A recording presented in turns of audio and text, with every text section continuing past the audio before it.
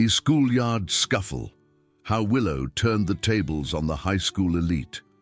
Willow Abernathy hugged her well-used canvas rucksack tightly as she moved through the bustling corridors of Northwood Academy. A month into the term, she remained a shadow, unnoticed in the throng of adolescent social circles. Her slender build made her nearly transparent among the imposing athletes and self-assured upperclassmen who dominated the hallways with their boisterous chatter and territorial presence. The relocation from quiet Vermont to suburban Connecticut had been disruptive enough without the added challenge of starting anew at one of the town's most selective schools. Willow's unassuming manner and pre-owned attire marked her as an outsider who didn't quite mesh with the sophisticated image that Northwood Academy projected. Her chestnut hair cascaded in gentle waves past her shoulders, and her hazel eyes often remained fixed on the floor tiles beneath her worn sneakers. What her peers didn't realize was that those very sneakers had logged countless hours on gymnastic mats and in self-defense dojos back home. Her mother, a former state trooper, had insisted she learn to protect herself from a young age.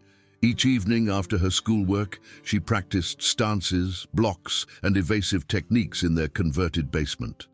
The discipline had become ingrained, but here at Northwood Academy, she'd deliberately chosen to conceal that aspect of herself.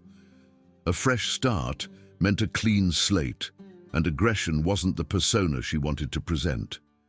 The first inkling of difficulty arose during the midday break on a Wednesday.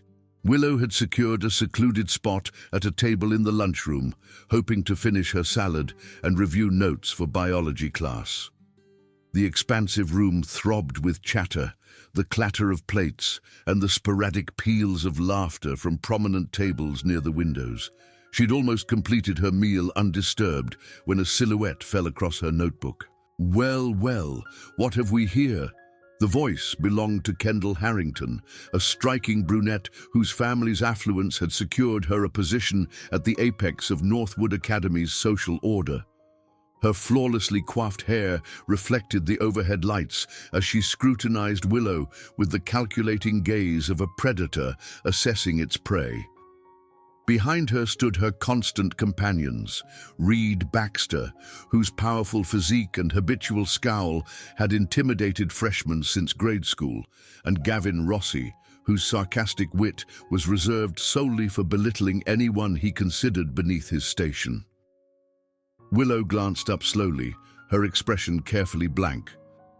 "Just trying to eat my lunch." Kendall's laugh was shrill and affected, intended to attract attention from nearby tables.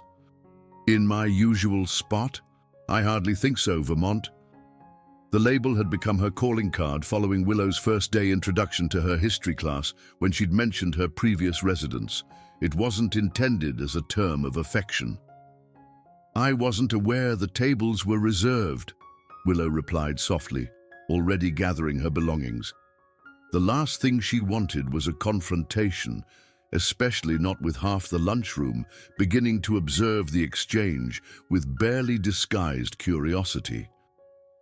"Everything's reserved here, darling," Reed chimed in, his voice carrying the casual assurance of someone who'd never faced opposition. "You simply haven't learned the ground rules yet." Willow slipped her notebook into her rucksack and rose, slinging the worn canvas bag over her shoulder with practiced ease. As she moved away from the table, Gavin's foot shot out, catching her ankle. She stumbled forward, her biology notes scattering across the tiled floor like oversized confetti. The lunchroom erupted in scattered chuckles and pointed whispers. "Whoops," Gavin said with feigned concern, making no effort to assist as Willow dropped to her knees to retrieve the papers. "Careful there, Vermont. These floors can be treacherous."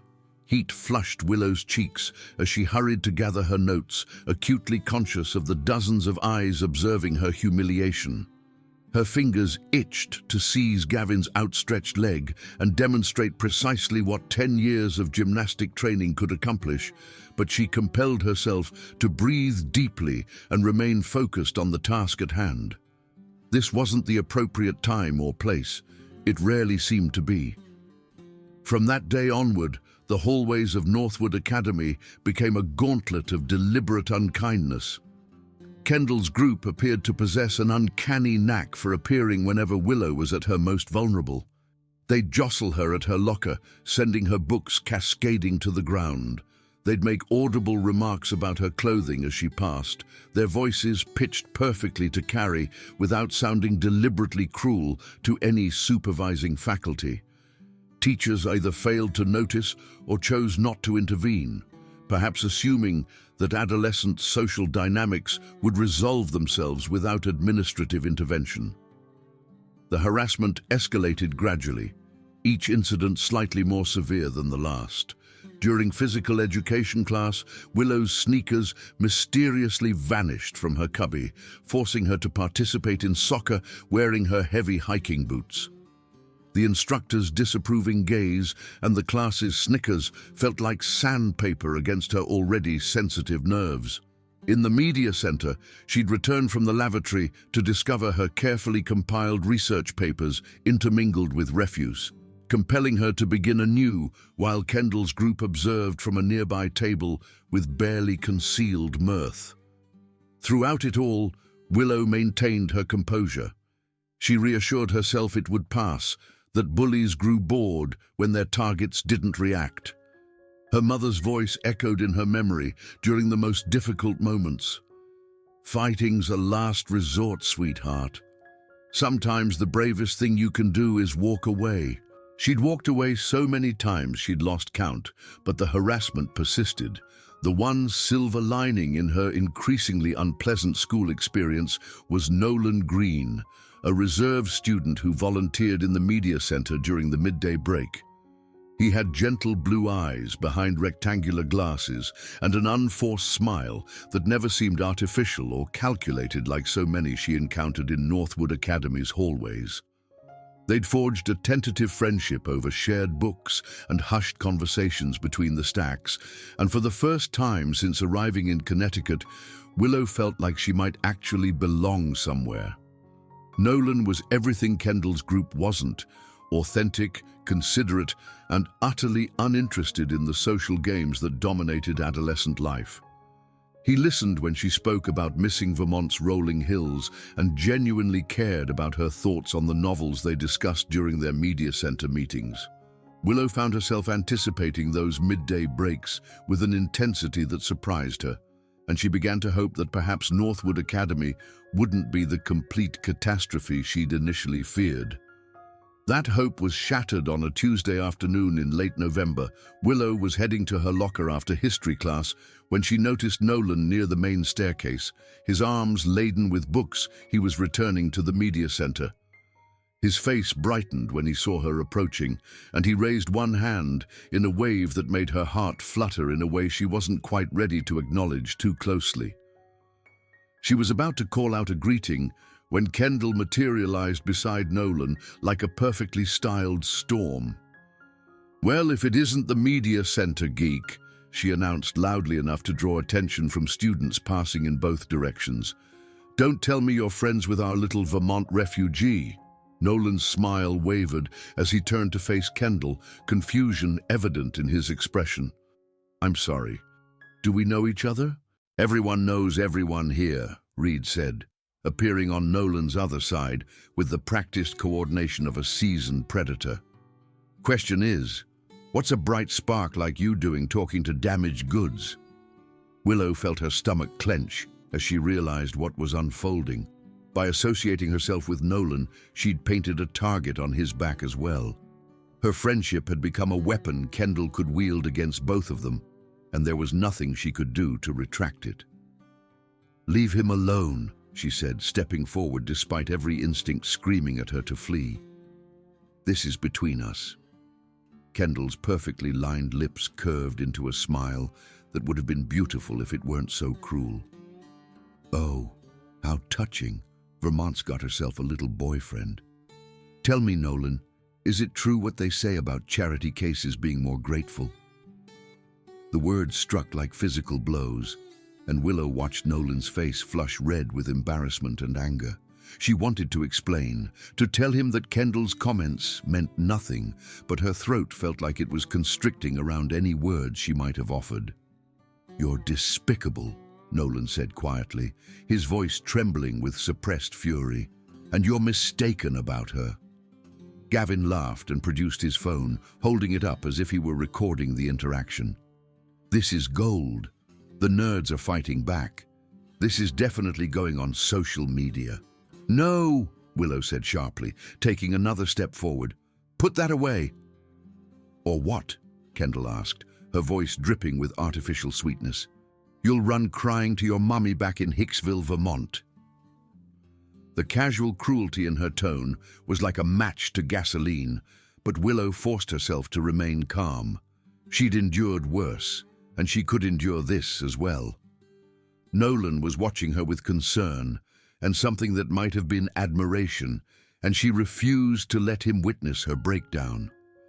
"Come on, Nolan," she said softly. "Let's just go." They might have made it out of there with their dignity intact if Reed hadn't decided to escalate things. As Nolan turned to follow Willow toward the stairs, Reed reached out and grabbed the strap of her rucksack, yanking it backward with enough force to send her stumbling. "Whoops," he said with the same feigned innocence Gavin had used in the lunchroom weeks earlier. "Didn't see you there." But this time, his grip on the strap didn't loosen when Willow tried to step away. Instead, he pulled harder, using her own momentum against her as she began to fall backward toward the concrete steps. Time seemed to slow as Willow realized what was happening. Her rucksack, heavy with textbooks and supplies, was being used to pull her down a flight of stairs that would almost certainly result in serious injury. She had perhaps 2 seconds to decide how to respond, and every hour of training her mother had instilled in her suddenly coalesced into perfect clarity. Her left hand shot out to grab the stair railing, arresting her fall with a jolt that sent pain radiating through her shoulder.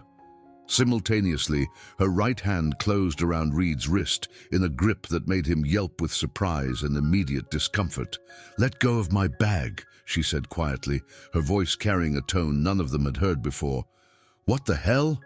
Reed tried to pull away, but Willow's grip tightened, her thumb finding the pressure point her mother had shown her years earlier.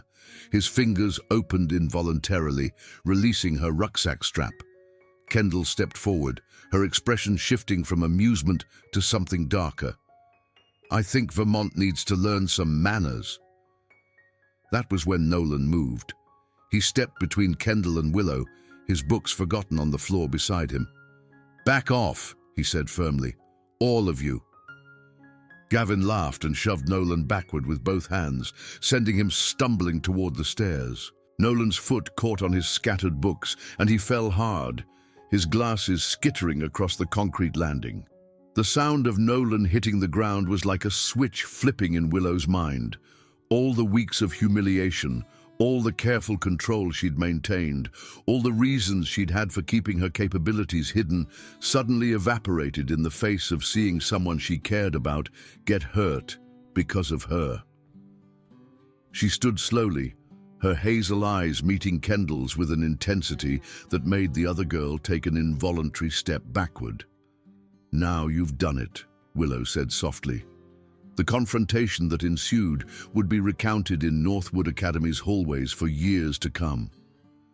Kendall moved first, her hand raised to slap Willow across the face with the casual assurance of someone who'd never faced genuine resistance. But Willow wasn't the same girl who'd been stumbling around the lunchroom weeks earlier. Her hand shot up to intercept Kendall's wrist in midair, stopping the slap with casual ease. "I tried to walk away," Willow said, her voice carrying clearly through the sudden silence that had descended over the stairwell. "I tried to be civil. I tried to ignore you." Kendall's eyes widened as she tried to wrench her wrist free and found that she couldn't.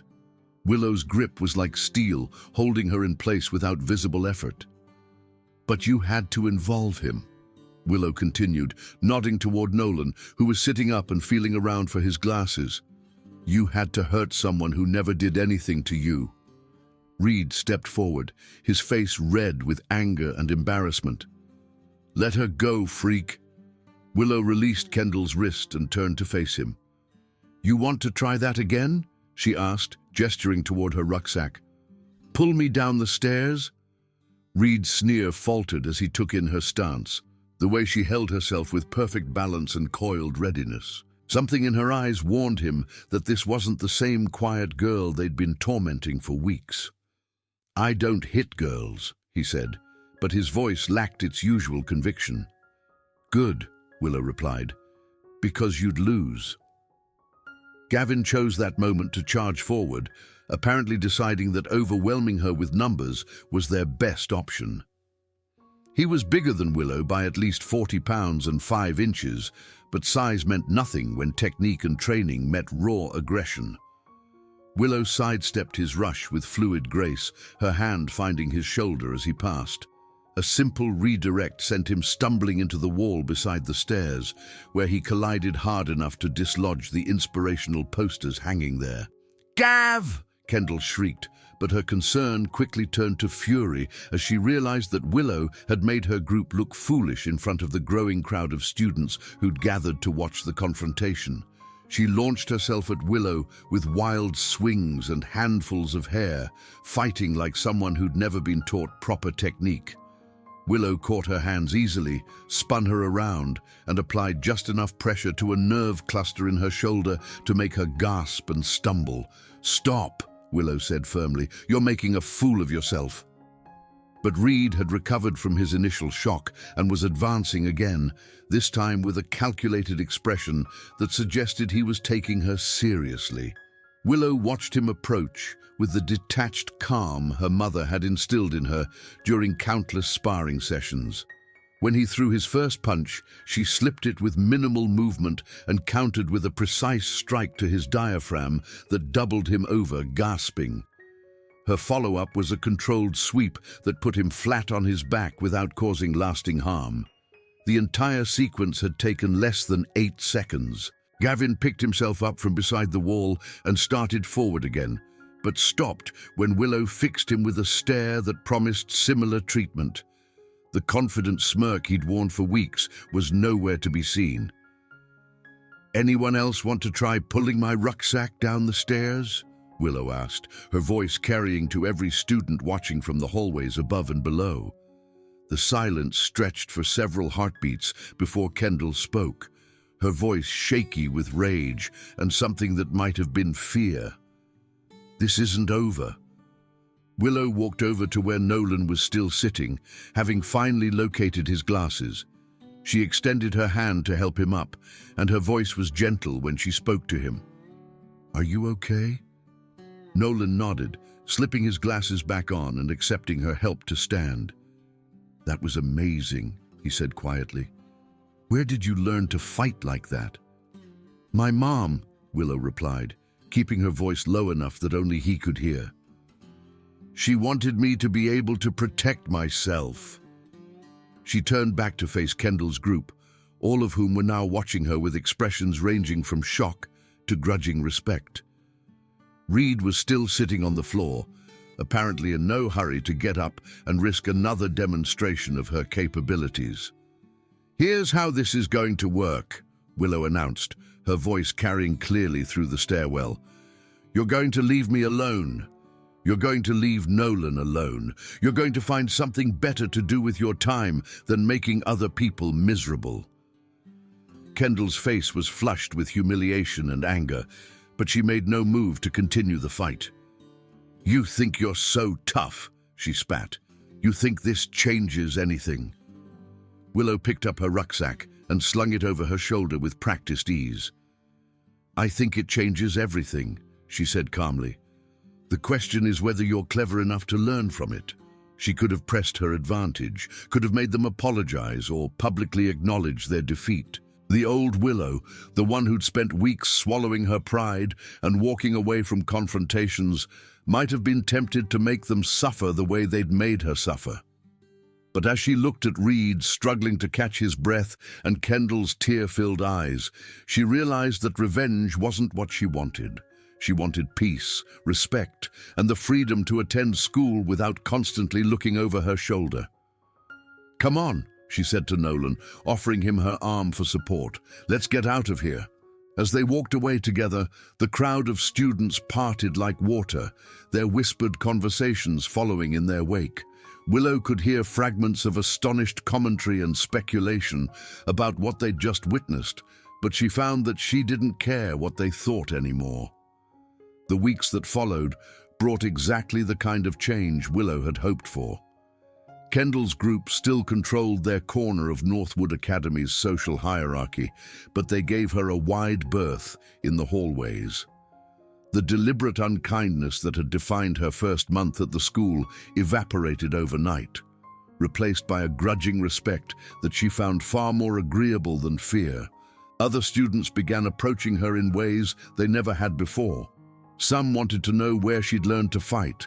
Others simply wanted to be associated with someone who'd stood up to the untouchable Kendall Harrington. Willow was polite, but selective about the friendships she cultivated, having learned that popularity for its own sake wasn't worth pursuing. Nolan became a constant presence in her daily routine. Their media center lunch meetings expanding into study sessions and extended conversations about everything from literature to their plans for the future. The incident on the stairs had altered something between them, forging a bond built on mutual respect and understanding that ran deeper than adolescent infatuation. 2 weeks after the confrontation, Reed approached her locker between classes. Willow tensed automatically, but his posture suggested submission rather than aggression.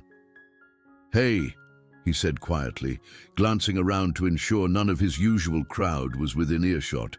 What happened that day?" Willow waited patiently for him to find his words, recognizing the difficulty of what he was trying to do. "We were wrong," he said finally. "I was wrong. I'm sorry."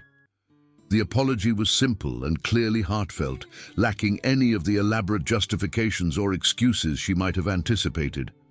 Willow studied his face for signs of deception or manipulation, but found only genuine remorse. "Thank you," she said simply. "That means a lot." Reed nodded and started to walk away, then turned back with something like curiosity in his expression. "Can I ask you something?" "Sure." "When I grabbed your rucksack that day, when you could have really hurt me, why didn't you?" Willow considered the question seriously before answering. "Because hurting you wouldn't have made me feel better," she said. "And because becoming a bully isn't the same thing as standing up to bullies." Reed absorbed this with a thoughtful expression, then nodded slowly. "I never looked at it like that." He walked away without another word, but Willow noticed that his interactions with other students became noticeably gentler in the days that followed. She'd seen the same pattern with Gavin, who'd traded his sarcastic remarks for an almost apologetic politeness that suggested her lesson had resonated beyond just their specific conflict. Kendall remained the holdout, maintaining her icy distance and refusing to acknowledge that anything had changed. But even she seemed to have learned something from their encounter, because Willow never again witnessed her targeting other vulnerable students the way she'd once been targeted herself. Standing at her locker on a Friday afternoon 5 months later, Willow reflected on how completely her life had transformed since that day on the stairs. Northwood Academy no longer felt like hostile territory, and she'd found her place among students who valued authenticity over social positioning. Nolan appeared beside her with the quiet smile that had become one of her favorite sights in the world. "Ready for the weekend?" he asked, slinging his own rucksack over his shoulder with easy familiarity. "Definitely," Willow replied, closing her locker with a satisfying click. "What did you have in mind?" "Actually," Nolan said, his cheeks coloring slightly, "I was hoping you might teach me some of those moves you used. Just in case." Willow laughed, remembering her mother's patient instruction and the countless hours she'd spent learning to defend herself. "I think I can arrange that," she said. "But fair warning, my mom doesn't believe in taking it easy on beginners." "I think I can handle it," Nolan said with mock seriousness. "After all, I've seen what happens to people who underestimate you." As they walked together toward the exit, Willow caught sight of Kendall near the main office, her usual entourage noticeably smaller than it had been months earlier. Their eyes met briefly across the crowded hallway, and for just a moment, Willow thought she saw something like acknowledgement in the other girl's expression. Then, the moment passed, and they went their separate ways, two students who'd learned very different lessons about power, respect, and the choice between becoming a victim and becoming a bully. The late afternoon sun streamed through Northwood Academy's windows as Willow and Nolan stepped outside together, and she realized that for the first time since relocating to Connecticut, she was genuinely excited about what tomorrow might bring. She'd learned that standing up for yourself didn't require becoming something you despised, and that sometimes the bravest thing you could do was choose forgiveness over revenge. Her rucksack felt light on her shoulders as they walked toward the parking lot, no longer a target for anyone's unkindness, and she couldn't help but smile at how much everything had changed since that first day when she'd been just another quiet girl trying to fade into the background. Now, she was exactly who she'd always been, strong, capable, and kind. The difference was that everyone else finally recognized it too.